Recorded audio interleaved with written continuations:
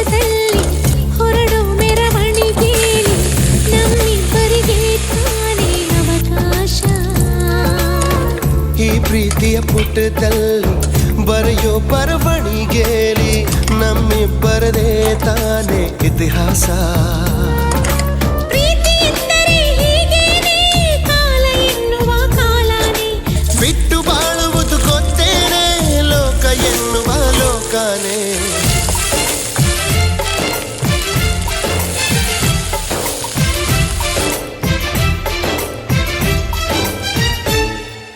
ನಿನ್ನಾಣೆ ನಿನ್ನಾಣೆ ಪ್ರೀತಿ ದೇವತೆ ನಿನ್ನಾಣೆ, ನೀನಿಲ್ದೆ ನಾನೆಲ್ಲ ದೇವರಾಣೆ.